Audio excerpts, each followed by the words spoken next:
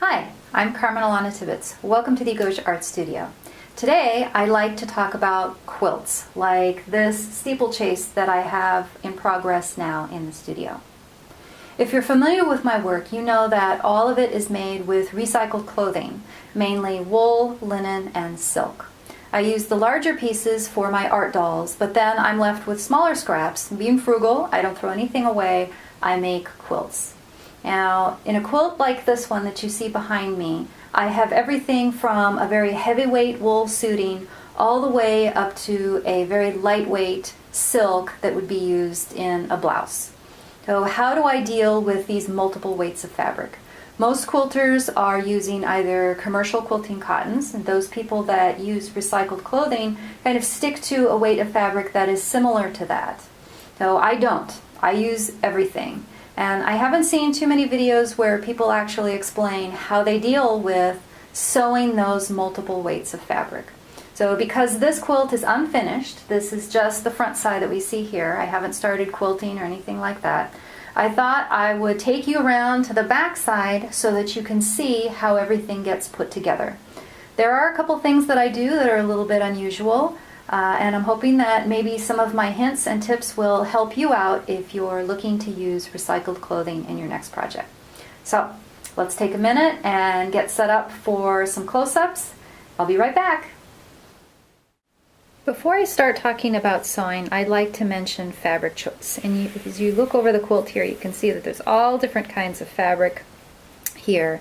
And I only use natural fibers. So that's wool, linen, silk, and cotton. I avoid anything that's more than about 30% synthetic, and there are a couple reasons for this. First of all, I think that the natural fibers like these, even these shiny silks, are much easier to sew. I know what they're going to do over time, and they are all much easier to press, and that becomes a big consideration, and I'll talk about that in a minute. So you've decided you want to make a scrap quilt like this out of clothes. The first step is to wash absolutely everything.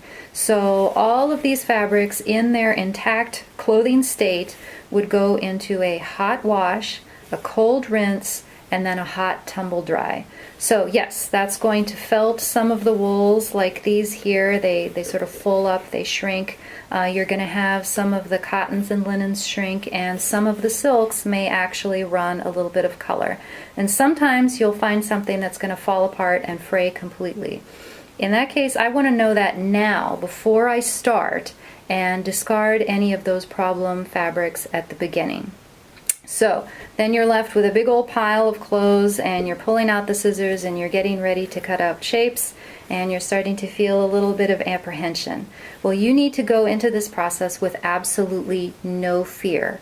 No fear of knits, silks, shears, bias, or heavyweight fabrics, because I use them all here, and as you can see, it looks pretty good. Now, as we look at the front side, you've got all these different kinds of fabrics, and if you look closely, not all of my little corners and seams match perfectly, but I'm okay with that. And that's part of the charm of using all of these different kinds and weights of fabrics. You're never going to get perfection unless you spend a huge amount of time on the sewing. So my goal is to have a completed quilt out the door and into a new home. Perfection is not my goal. So as you're working with these fabrics, yes, you're going to have some challenges, but keep in mind that there are problems to almost every difficulty you're going to come across, and it's not that hard, and practice will definitely help you get better with time. So if we take a look at the back, it's not so pretty.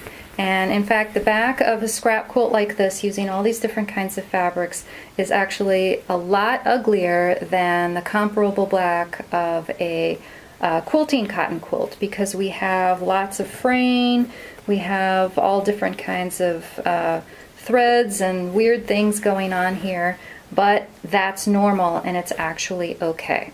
So when I'm sewing, my first consideration is to strengthen or stabilize a fabric if necessary. And I've got a sample here. So this is a silk. It's a red silk from a silk blouse, and it's very lightweight. It's on the bias, and you know, I'm actually working from scraps. So even though everything is from clothing, I'm usually working from small and odd pieces. So my favorite quilt patch to use is the Drunkard's Path, because I can almost always get either this shape or the little quarter circle out of any scrap of fabric. So in this case, this is a lightweight silk, and I have backed it with another lightweight fabric, which is a very, very light cotton batiste. So this, or silk organza, is my go-to choice for stabilizing and strengthening fabrics. So most of the time, if I'm doing like a multi-fabric quilt like this one, I will use the cotton. But if I'm doing a mostly silk quilt, then I would use a silk organza, which is also very, very lightweight, and it's quite a bit stiffer, so some people might like that anyway.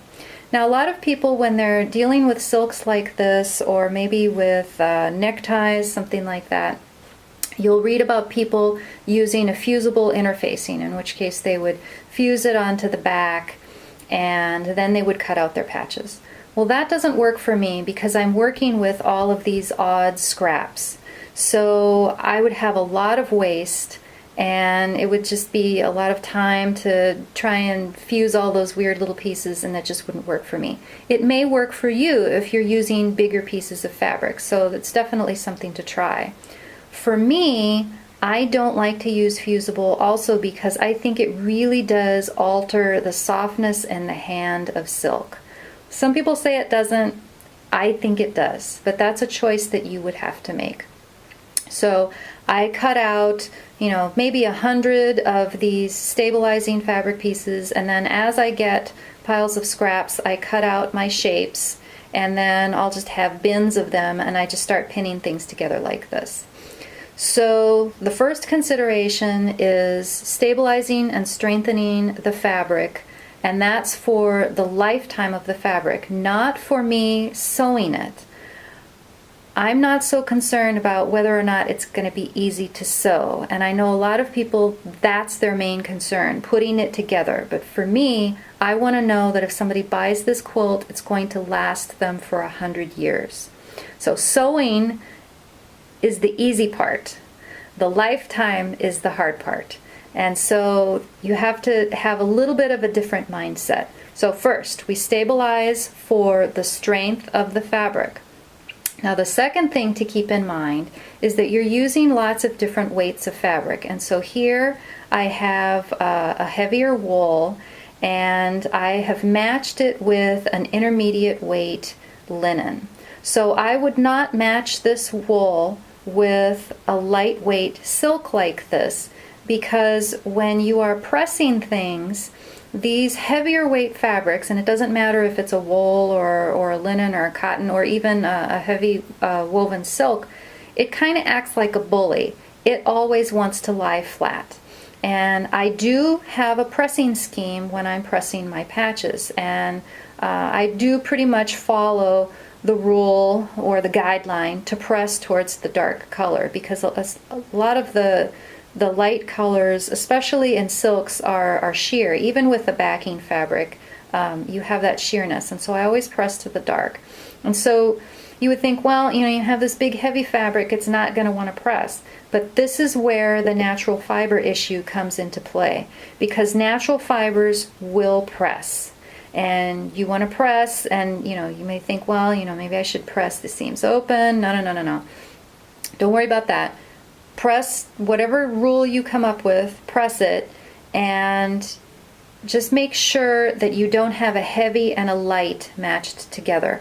Always match a heavy with an intermediate weight fabric, and you'll be okay. So then once you have this patch, you can sew it to a lightweight patch, and the thing is that longer seam will actually be a little bit easier to manipulate than smaller curved seams or smaller curves within a patch. So when you take a look at the back of this quilt, you know, you can see that I've kind of followed my pressing scheme, and sometimes things get a little bit out of whack. And things generally look okay. Now remember I said that I was stabilizing for the strength of the fabric, not to moderate stretchiness or slipperiness or anything like that, which is a major concern for a lot of people. So as you're sewing, your patches may not be square when you're done. And so you're thinking, oh my God, this just looks awful. This is a hot mess. What am I going to do? Well, I have another step. So I'll have my patches, and they might be all ugly and stretched out of shape, and maybe they're kind of bumpy and wonky and weird looking. No problem. I have a little press cloth that has the appropriate shape for the finished patch. And so I would put the patch in there, and then I would do whatever I needed to do to get it square again. Now this is where the importance of the natural fibers comes into play. While you're sewing and manipulating this fabric, it may very well stretch and just look horrible, but with plenty of steam and some patience, you can press it back into shape, and it will stay in that shape. A lot of beginning quilters don't have experience sewing clothes, and one of the most important skills that you learn as a seamstress is pressing seams into shape. And it can just do amazing things to ease fabric and to create curves. And so in this case, what you want to do is have everything flat, but you do want to create whatever finished shape you want. And you can really, really do a lot to these fabrics with these pressing guides. So I would advise just having some scrap of fabric, and this is some hideously ugly thing, and I just used a Sharpie to do the square. And then, you might need 5 or 10 of these. You would put your patch on, press, press, press, not, big heavy ironing and pulling unless you need to do that. Plenty of steam. Sometimes you might need to pin the corners into shape, and then you just set that aside to dry.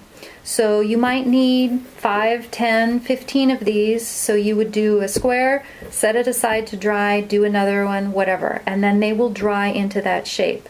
If you're a knitter or crocheter, this is the whole concept of blocking your finished piece to shape. In this case, you are blocking all of your little patches to shape. So you're going to do that. You're going to sew everything together, and then you have to decide what you're going to do with your longer seams. Now, often for silk quilts, actually, I will press seams open. But most of the time, I do press all of the seams to one side. And what this means, especially like if you look at this fabric here, this is a very heavy, this is a wool and silk blend. And so there I went ahead and I frayed out another piece. This is a very heavy fabric, and so when you press it to one side, you're going to be left with a bump. A lot of hand quilters are really hesitant to do that because they want the flattest quilt top possible, and they don't want to have to be quilting through, like here, you have maybe 4 or 5 layers of fabric, and they think, oh, that's going to be a problem. I've never found that it's a problem. I don't do super tiny stitches in my hand quilting, but they're not that big either. So, I don't know, it's a choice. It's a choice. If you are sewing by machine, you're doing a long arm, or you're just using a sewing machine to quilt, then it doesn't matter as much. You just want to press and, just find some way to press, make sure everything is flat, and all will work out fine in the end. So you can look at the back. It looks kind of awful, and you notice there's a lot of fraying, and that may be a concern for you, and you think, well, what if this continues to fray? You have to realize that when you quilt the whole thing, that also stabilizes this entire new fabric. So a little bit of fraying on the back is not a concern. I've never found it to be a concern. If you have a fabric that is fraying a lot, like this one maybe is fraying a little bit more than I would have liked, you can add the lightweight backing to this and really take some time to find a good lightweight cotton batiste. Silk organza is very easy to find, and it is almost totally invisible in any seam. And you could use it for everything. It's not that expensive either, and it will make a huge difference in your sewing. So I hope that this helps give you some hints and tips and using all of these different kinds of fabrics. They are beautiful, and they will give an entirely different look and life to your quilt. So I hope you give it a try. Let me know how it works out, and thank you for stopping by. Bye-bye.